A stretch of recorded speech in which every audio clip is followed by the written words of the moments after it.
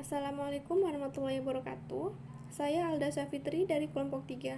Di sini saya akan menjelaskan materi tentang absorpsi toksikan. Yang pertama, kita akan membahas tentang pengertian absorpsi. Absorpsi adalah proses penyerapan ke dalam organ tertentu. Secara khusus, absorpsi adalah proses penyerapan zat yang memasuki tubuh melalui mata, kulit, perut, usus, atau paru-paru. Sedangkan pengertian dari absorpsi toksikan adalah proses di mana toksikan mendapat pintu masuk ke tubuh. Selanjutnya, pembahasan tentang mekanisme transport toksikan. Ada 4 mekanisme. Yang pertama ada difusi pasif lewat membran, filtrasi pori-pori membran, transport dengan perantaraan karier, dan yang terakhir ada pinositosis.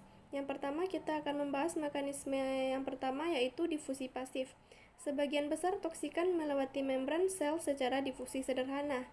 Lalu, difusi berhubungan langsung dengan perbedaan kadar yang dibatasi oleh membran itu dan daya larutnya dalam lipid. Banyaknya toksikan bersifat mampu mengion. Maksudnya bentuk ion yang sering tidak dapat menembus membran sel karena daya larut lipidnya yang rendah. Sebaliknya, bentuk non-ion cukup larut dalam lipid, dapat menembus dengan laju penetrasi yang bergantung pada daya larut lipidnya. Selanjutnya kita masuk ke filtrasi lewat pori-pori membran. Membran sel umumnya memiliki lubang dengan ukuran yang bervariasi, tergantung pada sifat dari membran selnya. Umumnya dilewati oleh tokson yang relatif larut air. Pori membran kapiler dan glomerulus ginjal sekitar 70A dilewati oleh molekul-molekul dengan ukuran lebih kecil dari albumin. Selanjutnya kita masuk ke mekanisme transport dengan perantaraan karier. Proses ini melibatkan pembentukan kompleks zat kimia dan karier makromolekuler di satu sisi membran. Kompleks ini lalu berdifusi ke sisi lain, tempat zat kimia itu dilepaskan. Sesudah itu, karier kembali ke permukaan semula untuk mengulangi proses transport. Kapasitas karier ini terbatas. Bila kapasitas telah terpakai habis, laju transport tidak lagi bergantung pada kadar zat kimia dan dimulailah kinetik zero order. Selanjutnya akan dijelaskan oleh rekan saya Diova. Assalamualaikum warahmatullahi wabarakatuh. Nama saya Diova Yusida Putra dengan NIM 2101222 akan melanjutkan presentasi Alda Syafitri tentang transport dengan perantaran karier. Struktur konformasi, ukuran, muatan, molekul sering dalam menentukan afinitas suatu zat kimia terhadap situs karier. Inhibisi kompetitif dapat terjadi di antara zat-zat kimia yang cirinya serupa. Transportatif melibatkan karier untuk memindahkan molekul melewati membran melawan perbedaan kadar, atau kalau molekul itu suatu ion, melawan perbedaan muatan. Transport ini membutuhkan energi metabolisme dan dapat dihambat oleh racun yang mengganggu metabolisme sel. Pinositosis. Partikel-partikel dapat ditelan oleh sel apabila partikel itu benda padat. Prosesnya disebut fagositosis, dan bila ia cairan disebut pinositosis. Sistem transport khusus semacam ini penting untuk menghilangkan partikel dari alveoli dan menghilangkan racun tertentu dari darah oleh sistem retikuloendotelial. Tingkat efek racun terhadap tubuh dipengaruhi oleh beberapa faktor. Yang pertama, sifat kimia bahan penyebab keracunan. Yang kedua, lama paparan. Yang ketiga, dosis. Yang keempat, rute paparan. Yang kelima, faktor individu korban. Baiklah, untuk presentasi selanjutnya akan dilanjutkan oleh Emelina. Baiklah, selanjutnya saya akan menjelaskan tentang absorpsi toksisikan. Absorpsi toksisikan sendiri diartikan sebagai proses di mana toksisikan mendapatkan pintu masuk ke dalam tubuh. Absorpsi senyawa toksik ini sama dengan absorpsi senyawa obat. Dalam hal ini, laju absorpsi suatu toksisikan juga ditentukan oleh sifat membran biologi dan aliran kapiler darah tempat kontak.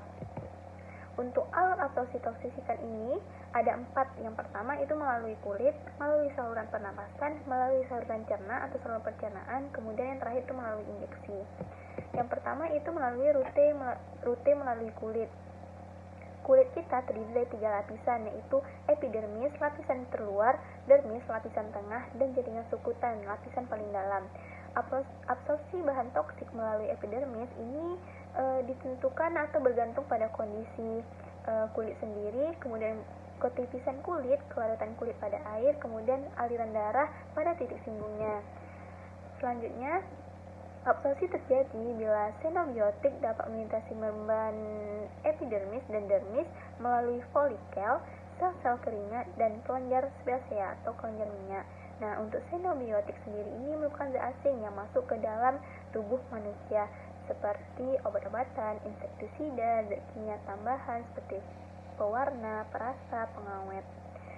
Nah, untuk tahap absorpsi sendiri ini terbagi menjadi dua fase. Fase pertama itu difusi toksisikan lewat epidermis melalui sawar lapisan tanduk. Yang kedua, difusi toksisikan melalui dermis yang mengandung medium difusi yang berpori, non-selektif, dan cair. Baiklah, saya akan lanjutkan. Absorpsi toksikan oleh kulit itu relatif kurang baik atau juga disebut impermeable dan merupakan pelindung yang baik untuk mempertahankan fungsi kulit manusia dari pengaruh lingkungan. Zat kimia dalam jumlah yang cukup besar apabila diserap oleh kulit dapat menimbulkan efek sistematik. Nah, untuk rute melalui pernafasan, seperti yang bisa dilihat di dalam gambar, itu paru-paru dapat mengabsorpsi bahan toksik dalam jumlah besar disebabkan karena area permukaan yang luas dan aliran darah yang cepat. Untuk tokson yang terdapat di udara berada dalam bentuk gas seperti CO, oksida, nitrogen, dan belerang oksida, juga dalam bentuk uap seperti benzen dan karbon tetraklorida, butir cair, partikel padat yang berukuran berbeda-beda, dan melalui proses alami pada sel pernafasan telah terjadi seleksi xenobiotik. Lalu untuk tempat utama bagi absorpsi adalah alveoli paru-paru karena kapasitas absorpsinya yang tinggi dan tidak terdapat reaksi first pass impact. Lalu untuk rute melalui saluran pencernaan, absorpsi bahan toksik dapat terjadi di sepanjang saluran pencernaan, gastrointestinal tract, dan faktor yang mempengaruhi terjadinya absorpsi adalah sifat kimia dan sifat fisika bahan tersebut, serta karakteristiknya seperti tingkat keasaman atau kebasaan. Baiklah, selanjutnya saya akan menjelaskan sedikit bahwasannya absorpsi itu dapat terjadi di seluruh saluran pencernaan, tetapi memang ada beberapa obat yang memiliki efek lokal. Nah, misalnya obat-obat tertentu seperti sublingual dan juga suppositoria.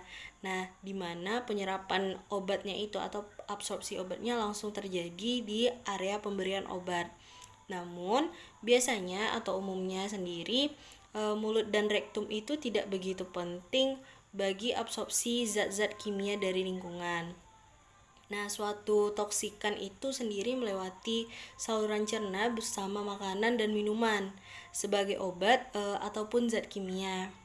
Nah, lambung sendiri itu merupakan tempat penyerapan yang paling baik untuk asam lemah dan bentuk ion-ion yang larut dalam lemak.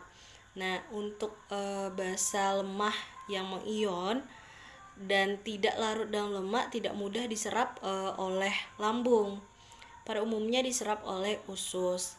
Nah, sebaliknya untuk basa organik yang lebih banyak diserap di usus itu lebih daripada di lambung. Nah, kemudian ada faktor-faktor apa saja sih yang berpengaruh pada laju absorpsi obat oral? Nah, yang pertama itu adalah faktor farmasetika, di mana faktor farmasetika ini ditunjukkan oleh pH yang ekstrim. Terus yang kedua ada enzim-enzim hidrolisis, di mana ditunjukkan oleh mikroflora usus. Kemudian ada metabolisme dinding usus, di mana terjadi reaksi biokimia oleh enzim katalis sebelum mencapai vena hepatika. Nah, yang kemudian ada P-glikoprotein, di mana protein itu sendiri memompa pendorong bagi beberapa xenobiotika untuk memasuki sistem sistemik. Nah, yang terakhir itu adalah makanan yang terdapat di lumen saluran cerna. Nah, kemudian kemampuan absorpsi itu ditentukan oleh apa sih? Yang pertama itu ada bentuk fisik sediaan dan juga formulasinya. Yang kedua ada sifat dinding atau barrier absorpsi. Kemudian ada tempat penjajanan. Kemudian ada sifat fisikokimia.